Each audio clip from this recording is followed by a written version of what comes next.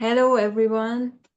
This is Travel Light, my conversation series with Friends of the Heart. And my name is Alexandra Cosmo, and I'm sitting here with Patricia Lawrence. So there's this other theme that we already mentioned that I would like to ask you about, which is service. How do you see service now? Because you reminded me so many times, that it's about following our heart and my joy.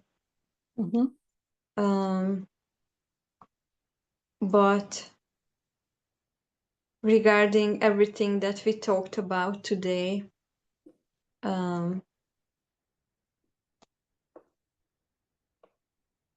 yeah, that's it's like the mind or my mind is still putting things into categories like this is service and like big service, like the translations are a service, but then it's also about the energy I'm doing it with. So anyway, like, what do you think about or feel about this theme now? Or like, what did you experience about your own service? The mind thinks that service, it can design the service. Oh, if I do this, then I'll be of service to so-and-so. Mm. And it becomes like,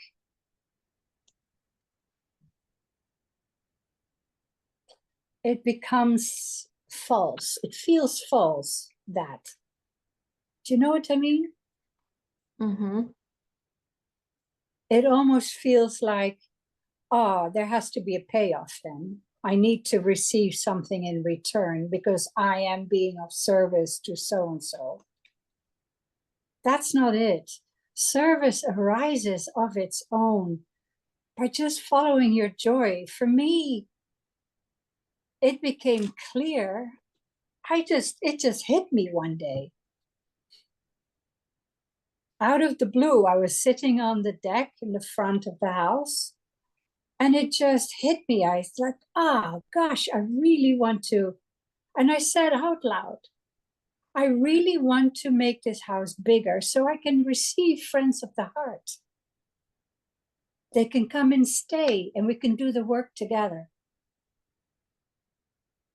Boom, everything changed. And that became my service. It's not like I sat down and said, how can I be of service? Oh, let me think. I want to do this. Now I don't feel like doing that. And that doesn't feel good, but I'll do this and I'll do that. And, no, it just, it was like the soul spoke, if that makes sense. The soul came through and said, this is it. And it's effortless. There is no work involved. It brings great joy. It's coming completely from love. It's expansive. It's spacious. There's no trying. There's no effort. There's no, oh, let me see. I will ask Alexandra to come next. Yes. No. You remembered something that I had said years ago, and you acted on it one day and said, I would like to come over. Come. There's no effort. There's no trying. There's no planning. There's no. But the interesting thing is, I think I never told you this, but when you first said to me that you could come and visit me in Hawaii, I never took that seriously because that was too much of a leap for my mind, I couldn't really imagine, like, how could that happen? Yeah. And I had the same thought. I thought, well, she may or may not come. It's a long way for Alexandra to come from Hungary. I'm not sure if she'll come. And there you were. Boom. You transcended something in your mind, created a spaciousness within your being, extended that to me, and I said, that feels good. Yes, come. But you didn't plan it. I didn't plan it. It just happened. Yeah, when it was time, it activated. Exactly. And then it happened really fast. Yeah. Like But in 6 weeks, I was there mm-hmm. on the island with you. Yeah. Mm-hmm. And to illustrate that it's effortless is when the thought first came, I would like to extend the house. It was made very clear to me that this was a house not going to be of my design. That they, whoever they are, the guides, beings that are no longer in the body, the masters, whatever, were going to design this through me.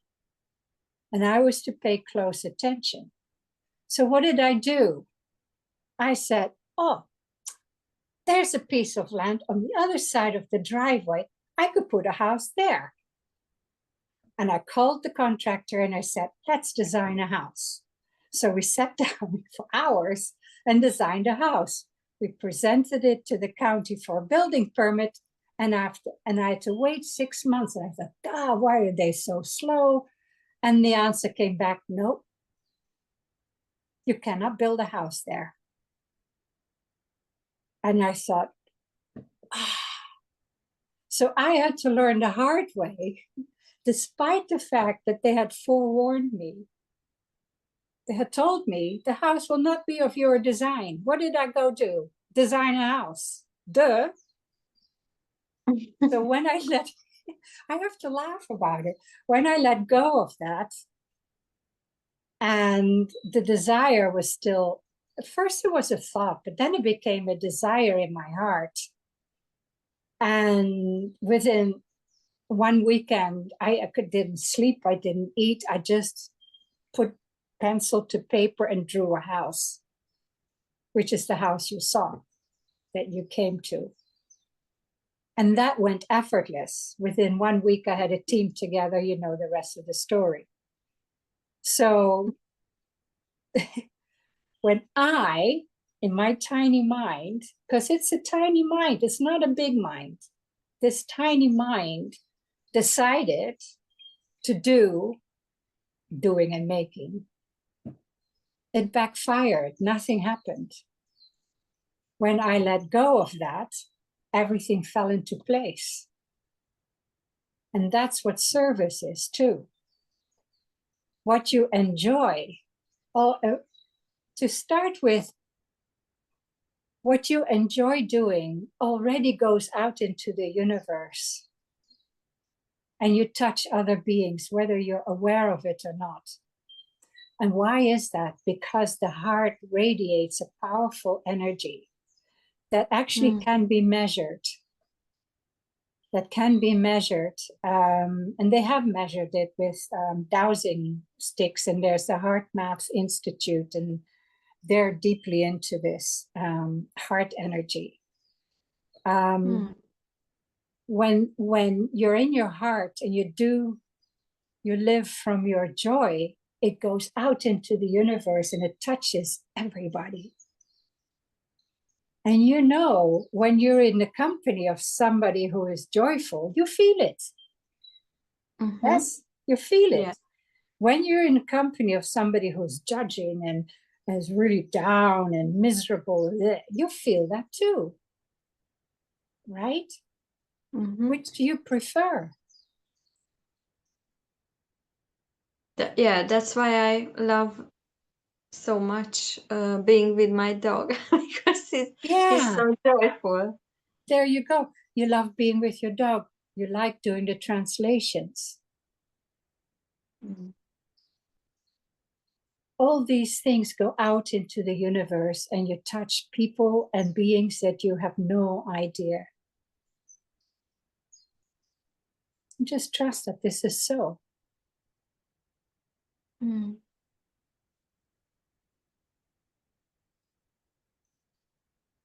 And also, you know, I think this idea of service in the mind ties back into what we talked about, the belief in the punishment from God or the punishing God, like the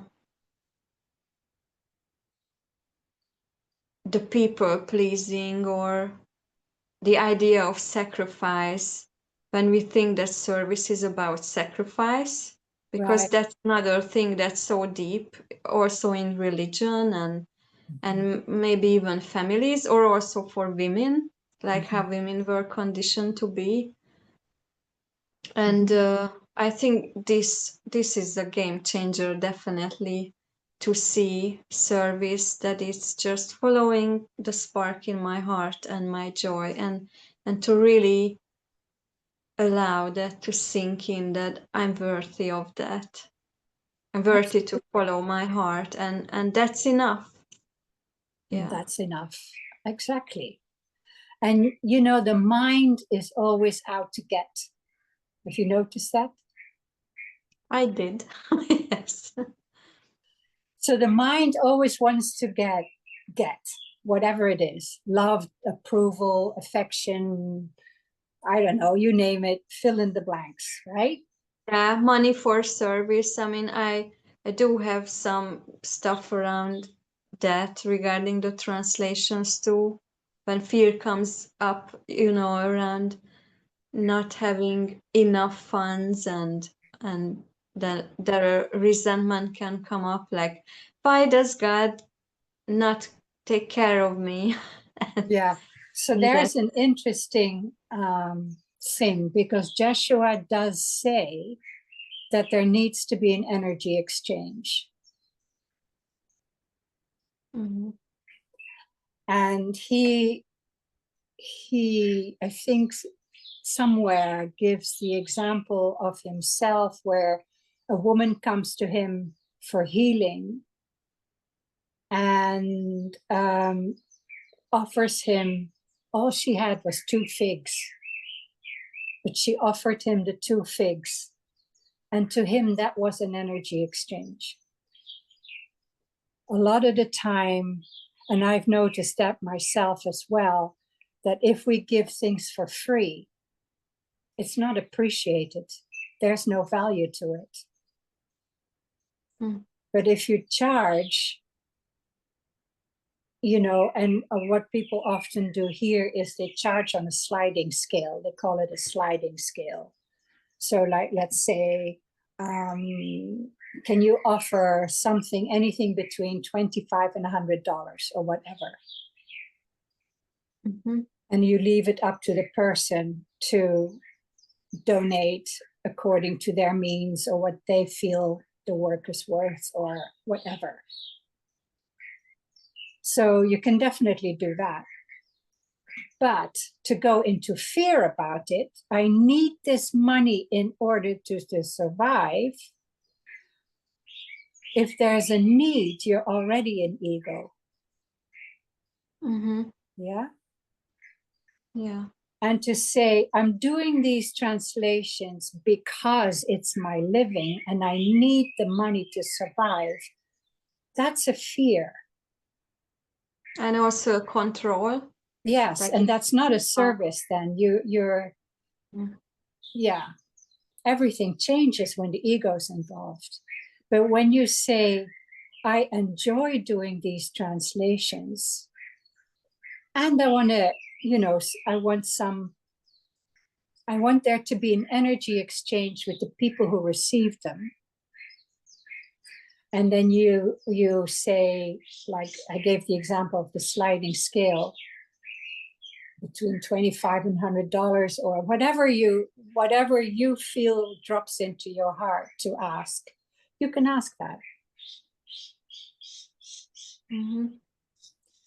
But to link that to your survival, and the fear of for survival, that's a slippery slope.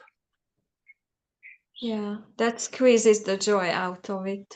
It squeezes the joy out of it, and you're definitely into fear then.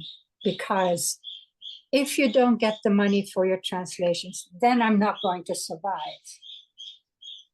Or then I'll have a hard time, or then I won't be able to live the way I want to live, or whatever the mind tells you.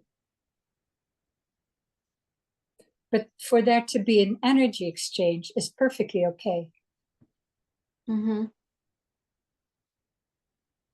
You just drop into your heart and ask, Holy Spirit, what would be a fair energy exchange for this work? See what comes. Mm-hmm. But keep the mind out of it. Yeah. Mm.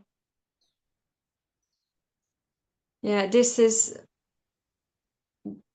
there are topics, I think, when it's harder to discern what's coming from the mind and what's coming from the heart. Yes, and the way around that is when something drops in, just ask, is this from love or is this from fear? Is there something attached to this? Or is it spacious? Does it feel spacious and free and open? Mm-hmm. That's another big learning. Is this the voice for Holy Spirit or is this my ego voice? Yeah. So the ego will always come from fear and the need to survive and the need to control and the need to get and the need for love, etc. The heart just opens and is. That's what comes. Is it from love or fear? Is the question. Another way to put this, is this from openness and spaciousness, or does this feel contracted and there's something there, I can't put my hand on it, but it doesn't really feel open and good to me? Does that make sense? And you're very sensitive and intuitive, you'll know. Mm. Yeah. Let your heart speak. Mm. Yeah, what struck me is this expression of the need to get or the desire to receive. Because that's been a prayer in my heart lately, like how could I receive God's love more deeply and not confuse this desire to receive with the need to get or the need to survive. Yeah, that's an ongoing thing and discovery. Yeah, that's beautiful. Absolutely, that's beautiful.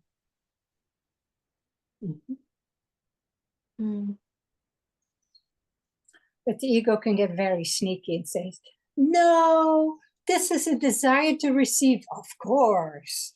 And you feel more into it, and you go, I'm not sure that's even true. So it becomes more and more challenging to discern the truth for yourself. But the more you evolve, the more you'll go with the process. Do you know what I mean? You begin to trust what you receive, you act upon it, and there are results. I like the results. I like these experiences. So now you know what to trust. Or you think it's your heart speaking, you go with it, you trust it, and it backfires. Did I really come from my heart? Or was I actually in a tiny bit in my mind? It is a process of learning. But you know what? Have fun with it. Stay out of seriousness. And also, what came to mind is the timing, because so many times I have visions of the future, like things that are going to happen, but it's not time yet. And for example, one of the conversations I had to cancel because of the flu or the cold.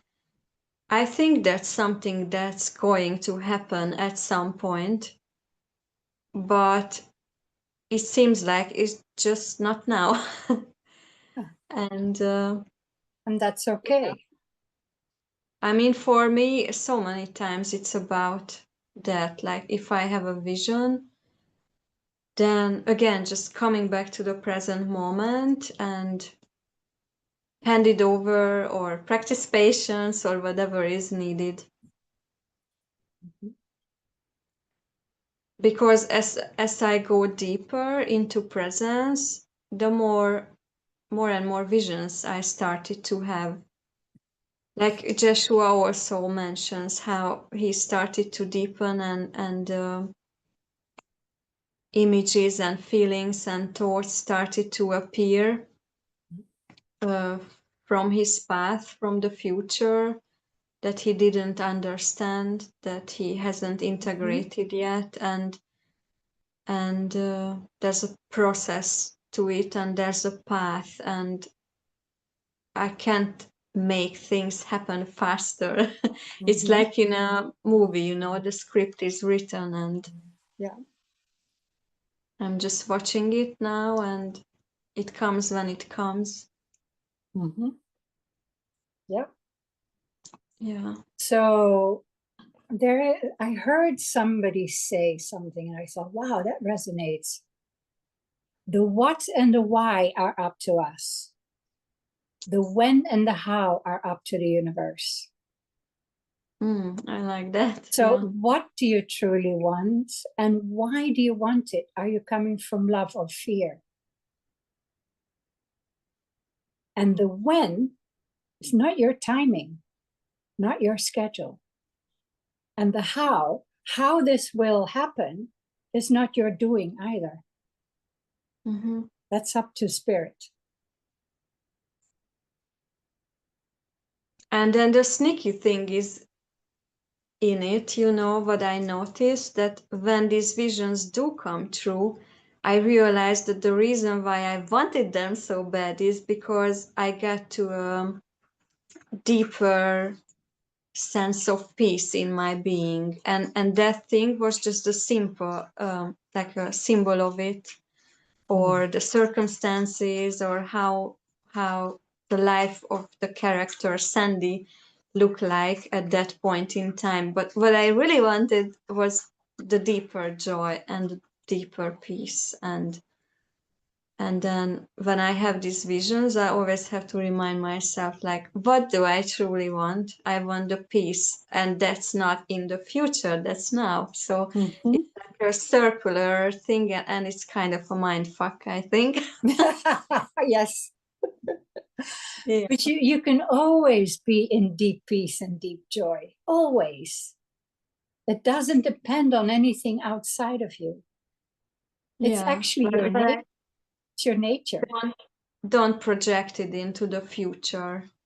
No, have it now. If you could, why wouldn't you have it now? Yeah. Because we tie it to circumstances. That's such a deep pattern.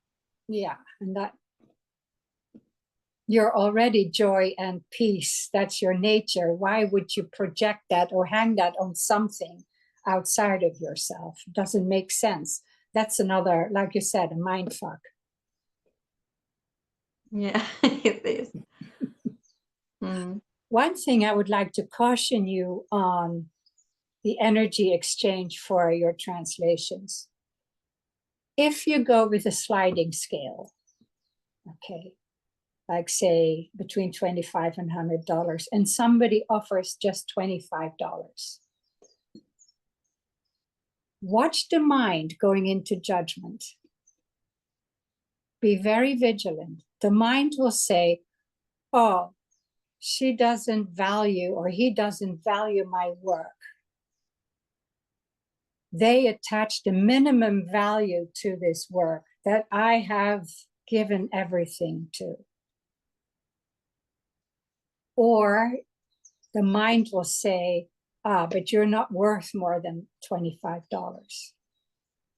And the mind will go, You could have had $100, but you're only worth 25. That's another mind fuck. You do not know the circumstances under which this person lives and what they can afford. You're not in charge of their bank account. You have no idea about their lives. You have no idea what fear they live in. They may live in lack completely. Mm. Just receive with an open heart and say, thank you.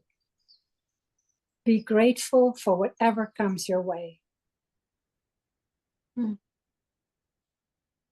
Be very And vigilant. also be honest about the sliding scale, no?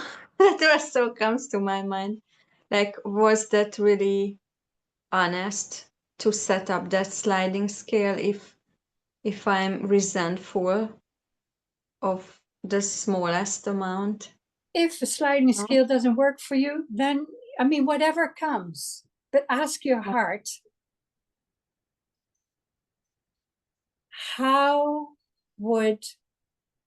what would an energy exchange look like for this work? Mm. Don't ask how will I be compensated so that I may have a life of luxury or whatever. No. Then you're coming from need and getting. Mm-hmm. Tune into your heart. What would be a fair energy exchange for this work? See what comes. Maybe sliding scale is not what's mentioned. Maybe you get a set figure. I have no idea. Mm-hmm. Ask Holy Spirit to guide you. Mm-hmm. And once you receive the guidance, be grateful for everything that comes your way. Don't judge it. Because it's a judgment that makes you feel bad. It doesn't make the other person feel bad because you probably won't express it to them. But if you do express it to them, then they feel bad and you feel bad, and then you create resistance and you go nowhere. In fact, the word may get out and people will gossip. Oh, Alexandra, she judges you when you... It backfires. Mm-hmm. Judgment always. You're not judging another, you're judging yourself, as you know from the way of mastery. Yeah. And as Joshua says, if you knew what judgment does to the very cells of your body, you would never judge again. Mm. They cringe and they become small and crumpled up. And there's no flow, no life flowing through them, no energy flowing through them. They're just like sick little cells. And the more we judge, the sicker the cells get. And eventually you get dis-ease. Mm-hmm. There's even this expression in the English language that it's so cringe. And they always make it about like that thing in and of itself is cringe, but it's about judgment. Like that's why someone cringes, right? Mm-hmm. Because of the judgment. Yeah. Yeah. Mm. Wow, so many gems in this joining. And I'm just so happy that you agreed to record it, because for some reason I had this urge or nudge or prompt to record it now. Mm-hmm. And I would like to re-listen to it too. So thank you so much. You're so welcome. Thank you so much. It's always a joy to join with you. Mm. Thank you everyone for joining. I hope you enjoyed it too. See you in the next video. Bye.